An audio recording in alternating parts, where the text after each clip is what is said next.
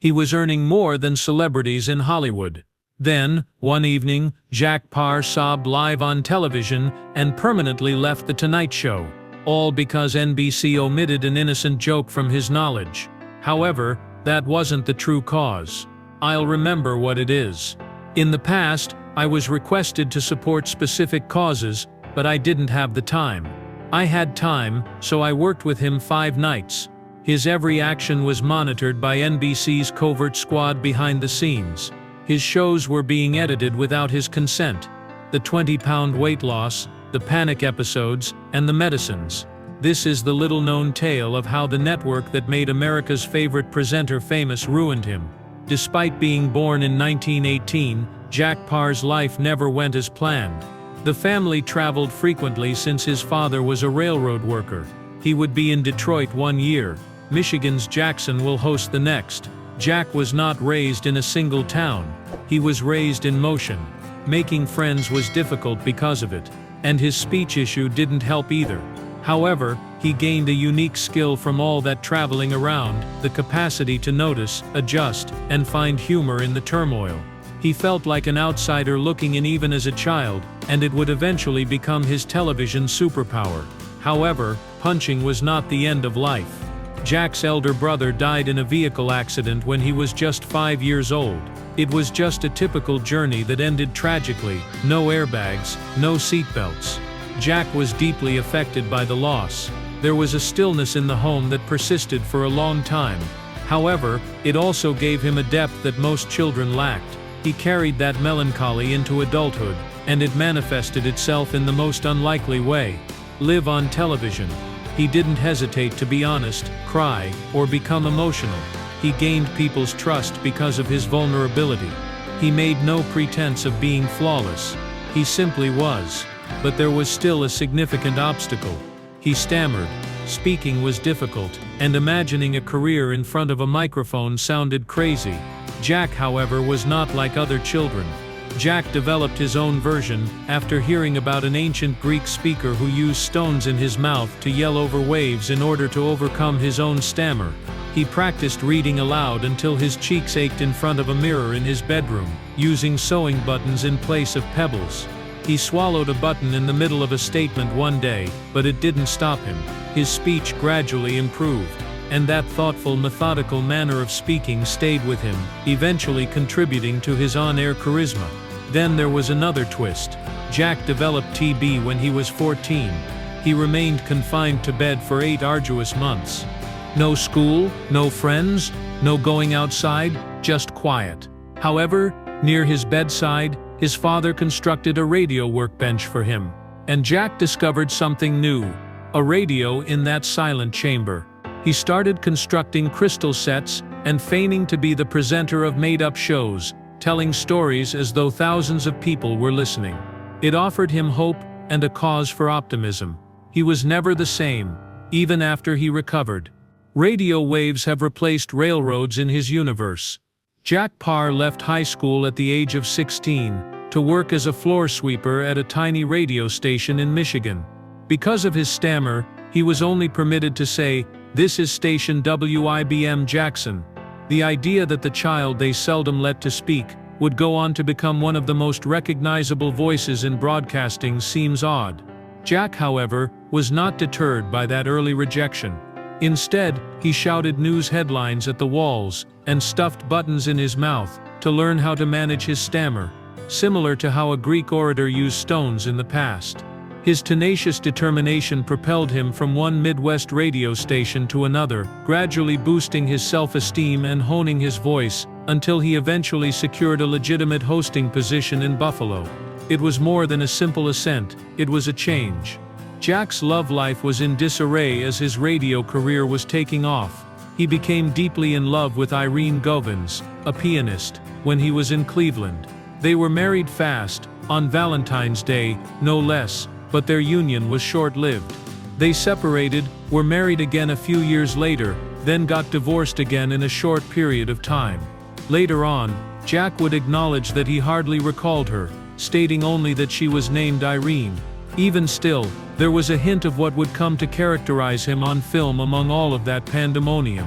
That combination of vulnerability and uncertainty, the heartache, the fast-paced decisions, the highs and lows in emotions.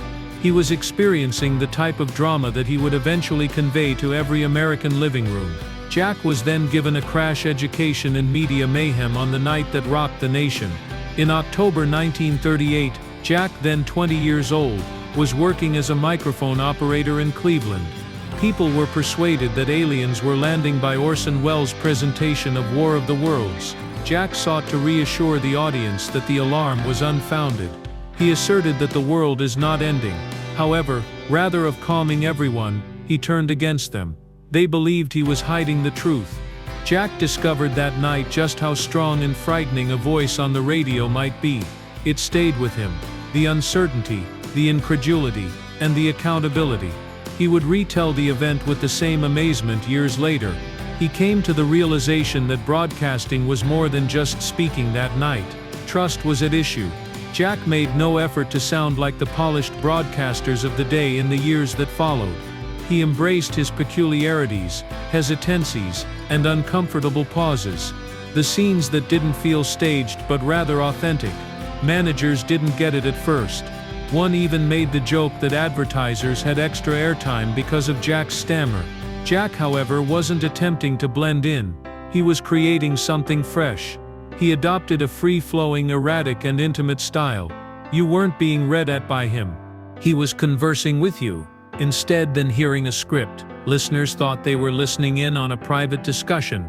Despite everyone's advice to change, he never did. And television would alter as a result of that decision. But Jack wasn't content despite his increasing success. He was irritated by 1940. He was confined to regional radio, making enough money to keep himself comfortable, but not enough to be independent. It is evident in his journals, he wanted more. He began mailing recordings of his greatest work to anyone in New York or Chicago who would be interested in listening after studying shows like Jack Benny's and taking notes. He was adamant about leaving the Midwest. When conflict began to loom, Jack recognized an opportunity as well as a threat. Jack Paar was not given a firearm when he was enlisted into the Army in 1943. A microphone was handed to him. While most famous people found secure positions behind desks throughout the war, Paar was thrust into the midst of the conflict in the South Pacific. His role was to make the warriors laugh, not to engage in combat. And he did precisely that. For men who hadn't smiled in months, he made jokes. The strain was intense as they performed on islands encircled by forest, where illnesses spread like wildfire and gunshots flew. However, Paar managed to make it work. It hardened his humor, not just made it sharper, gave it a purpose and a bite. Even if it required breaching rules that nearly led to his repeated court-martials, Paar offered the men the respite they needed. However, in the confusion, an unforeseen event occurred. He fell in love. He met Miriam Wagner at a dance he attended while training at Fort Indiantown Gap. He declared his intention to marry her as soon as he laid eyes on her. The majority would have chuckled. She didn't, and they got engaged the next day. Something about it made perfect sense to them, even if it seemed strange. The war could have been the cause. Perhaps the moment was right. It worked, whatever it was. Later that year, they were married, and their union would outlive most Hollywood romances by a wide margin, spanning almost 60 years. In contrast, Paar's comedic acts back in the Pacific were more than just amusing. They had no fear. By making fun of the ranks and the regulations in ways that most troops wouldn't dare to mutter, he targeted the military leadership. His humor struck a chord, even though it wasn't always safe. The weary soldiers burst out laughing as he made a joke about the Japanese not attacking but attempting to bring food. He came to a significant realization at that very time. It wasn't merely amusing to make fun of authority. It had strength. It provided a reprieve from fear, and his trademark was that type of humor, raw, dangerous, and genuine. News about him began to circulate. Sidney Carroll, a combat journalist who witnessed Paar's influence firsthand, was one individual who took note. Carroll described how this young comic saved troops' sanity in the midst of suffering in a glowing story published in Esquire. Everything changed because of just one article. The offers began coming in as soon as Paar got home. Everyone wanted a piece of him, whether it was on television, radio, or Hollywood. Paar was even mentored by the comedic great of the era, Jack Benny. Jack Paar was ready for the world to witness what the war had created in him. He wasted no time getting home. He married Miriam in a modest Pennsylvanian chapel in October 1943. Although it wasn't a glamorous Hollywood wedding, it was genuine. They remained together until his death in 2004 and had one daughter, Randy. They were inseparable, according to many who knew them. Miriam was everything to him, not just his wife, his calm compass in the midst of show industry, his best pal, and his most scathing critic. She pulled him back down as he was whirling out. She also had faith in him when he doubted himself, returned to radio with great vigor after the war. He got a major break in 1947 as Benny's summer substitute because of Jack Benny. However, Paar wasn't interested in following trends because radio was changing quickly. He supported genuine interaction, witty humor, and the old-fashioned approach. He didn't like the current fad of loud jokes and gimmicks. He had issues with sponsors and networks as a result, particularly after he left the $64 question in 1950 over a wage decrease. It appeared for a time that he could disappear. Hollywood also did little to assist. He signed with RKO, however they were clueless on how to handle him. He wasn't your normal movie star, he wasn't a heartthrob or a strong man. By comparing him to singers, matinee idols or anything else they believed may stick, they attempted to shape him into someone else. He ultimately hosted variety shows and made appearances in unmemorable movies. His portrayal of Marilyn Monroe's lover in Love Nest in 1951 was his most well-known performance. He subsequently acknowledged that even at that time, she seemed to him more reserved and scholarly than the bombshell the world witnessed. By the middle of the 1950s, things were not going well.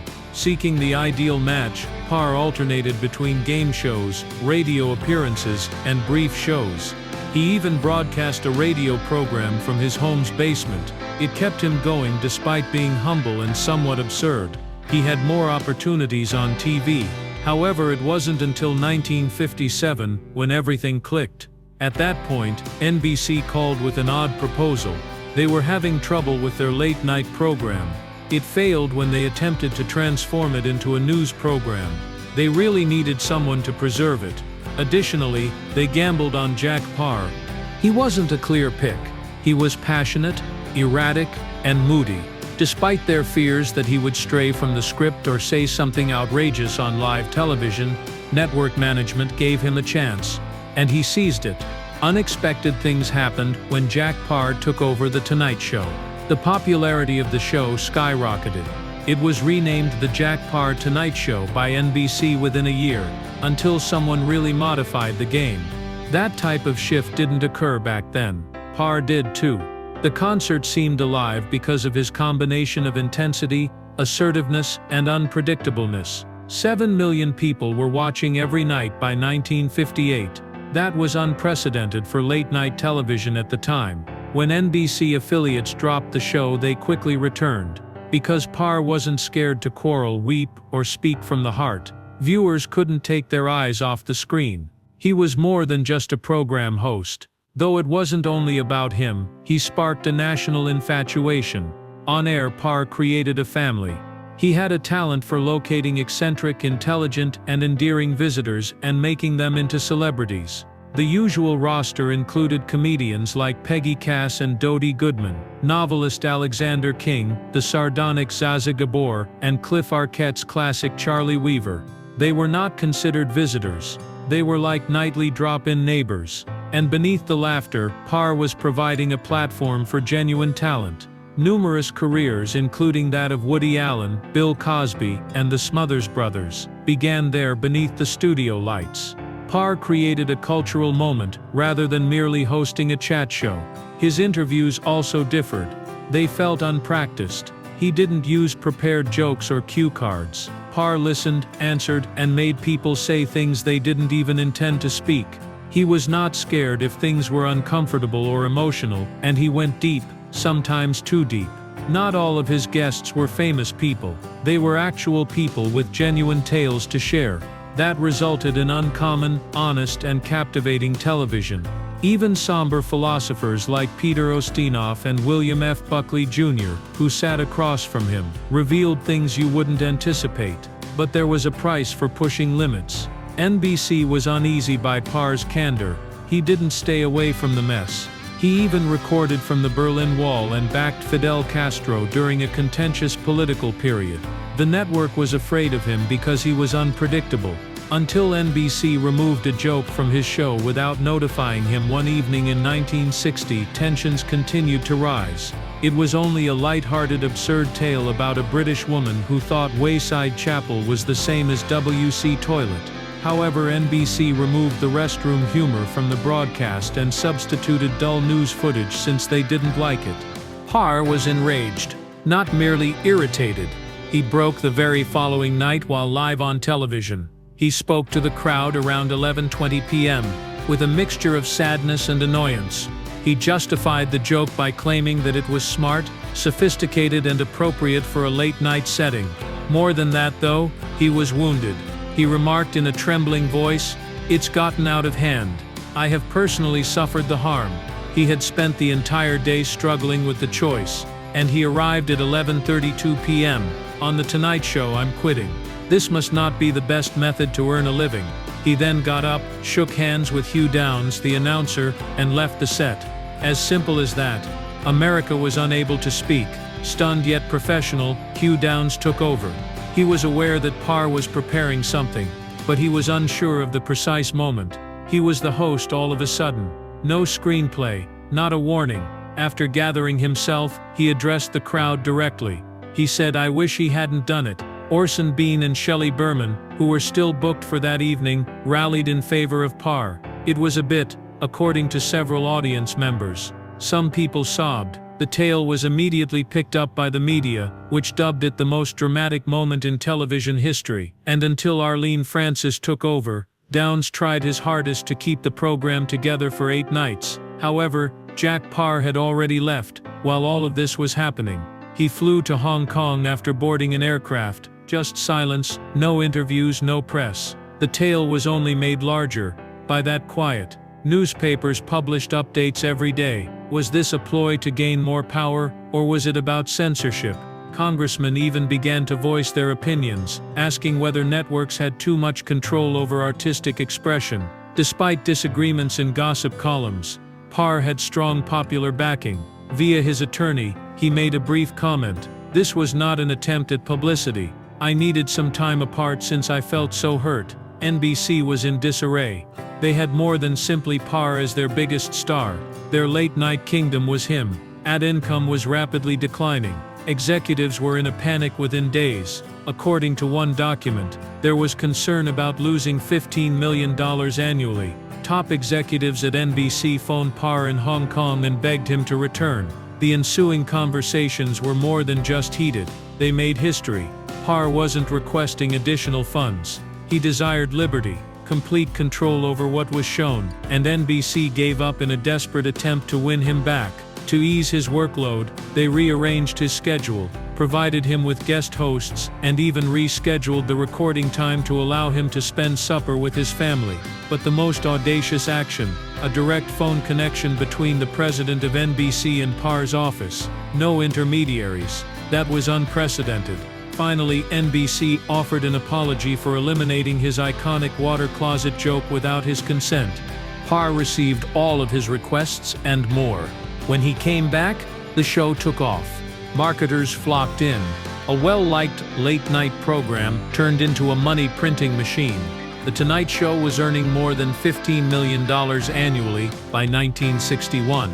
A lot of money in those days. Paar's pay also increased. He was earning more than the majority of Hollywood celebrities.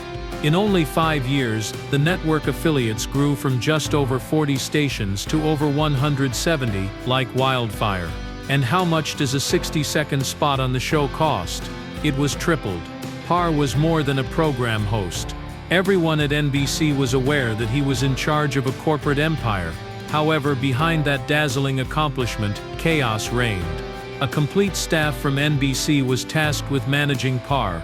Executives monitored his behavior and emotions out of concern that he may say anything too controversial or leave again. The network was tormented by his early admiration for Fidel Castro. They also freaked out when he insisted on performing from Berlin, which is close to the recently constructed wall. They made an effort to stop him. He almost gave up again.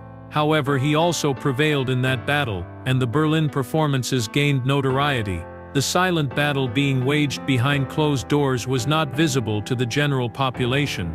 In order to covertly alter Paar's taped broadcasts without his awareness, NBC has assembled a censorship squad. He lost faith after learning that the aftermath was explosive. He was crushed by the pressure. Week after week, night after night, Paar threw himself into it. There wasn't much time to prepare or correct errors because the presentation lasted more than an hour and a half. The majority of it remained live in spirit even after the changeover to tape. He did more than host. In his mind he was the editor, the writer, and the booker. By 1962 his body was being destroyed by the stress. He had trouble falling asleep. To cope he began taking medicines. Paar persisted despite his doctor's warning to NBC that things were becoming unsafe. Before coming on TV, he experienced panic attacks, acute anxiety, and a nearly 20-pound weight loss. Viewers may see it toward the conclusion. His sharp-tongued hostility has changed. He was done, exhausted, and drained. When he announced his permanent departure in March 1962, it wasn't a publicity gimmick. It was a matter of survival. Jack Paar vanished from television after leaving his NBC primetime show and discreetly turned his attention to a tiny station he had purchased in Maine. However, he surprised everyone by making a reappearance in 1973, this time on ABC. He received a daring offer from the network. He would only host once a month, a novel arrangement meant to reintroduce him to the public eye without shackling him. ABC wanted him to compete against Johnny Carson, who was now the undeniable late-night king. Yes, but the world he left behind was different from the one he returned to. Talk programs had evolved. The audience has evolved. Paar's initial format had been altered by Carson. The comeback was a failure. Paar's left after just 5 months, but this time he became even more isolated as the years went by. His Connecticut home evolved into a hiding hole where he rejected TV offers and interview inquiries. The guy who used to stir national discussions now believed that television had lost its spirit and depth. He missed the day when discussion programs focused on ideas rather than filler. He called the majority of it intellectually offensive and quit watching completely. When he did sometimes appear in public, he was described as appearing to have time traveled from a bygone period, and was totally out of touch with contemporary television. And he had in many respects, Paar no longer saw himself in television, and he thought it had lost the meaning he had previously given it. Nevertheless, he sometimes appeared on programs like Donahue, Letterman, and even The Tonight Show in the 1980s and 1990s. However, he wasn't there to amuse. He arrived to provide criticism. He referred to contemporary talk programs as lengthy advertising on Donahue. On Letterman he said that rational discourse had been stifled by sensationalism. It wasn't resentment, it was heartache. This industry seemed to have abandoned him after he had contributed to its development. It seems as though these interviews were little time capsules. As everyone others rushed on, Paar issuing silent warnings. He published P.S. in 1983. Jack Paar's autobiography is full of behind-the-scenes tales such as his famous walkout over a restroom joke that was banned. The book caused a stir and became a bestseller. Paar didn't care when several of his allegations were refuted by NBC management. He had always said that when he got even, he was the type of man who quits. Another round of publicity may have been sparked by the book's success, but Paar declined. He was now more concerned with speaking the truth than he was with being famous. His health then took a severe turn in 1998. Things went awry after he had normal cardiac surgery. A serious embolism resulted from a blood clot, and his lungs started to malfunction.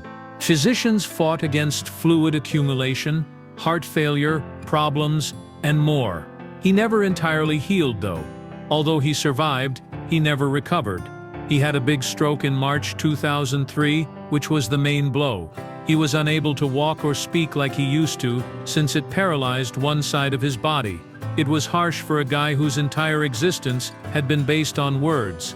With just his family by his side, he spent his last months in a wheelchair. Randy, his daughter, claimed that the spark never went away. He would joke around. He would discuss TV's current status. However, the cameras didn't roll again. Other talk show presenters continued to promote him even in his last days. He was commended by Johnny Carson. He was recognized by David Letterman with teaching vulnerability. According to Jimmy Kimmel, hosts should defend their artistic independence because of Paar. Paar's fondness for distant portions was appropriated by Fallon. Conan O'Brien listened to archival recordings of him. They all concurred that Jack Paar did more than simply host a discussion show. He revolutionized the concept of a talk show. Jack Paar died on January 27, 2004, at the age of 85. Antibiotics were ineffective against the severe MRSA infection he had been fighting. Following many hospital stays, he requested to return home. "I started out in living rooms all over America," he added. "I'd want to stop it there." He passed away quietly in his own bed, surrounded by his wife and daughter. A handwritten message he left behind was later discovered by his relatives. "I did it my way, with no regrets," it said simply. "Forget the tears and keep in mind the laughing." That was Jack Paar, a guy who never allowed television to alter him, and who abandoned it when it was time.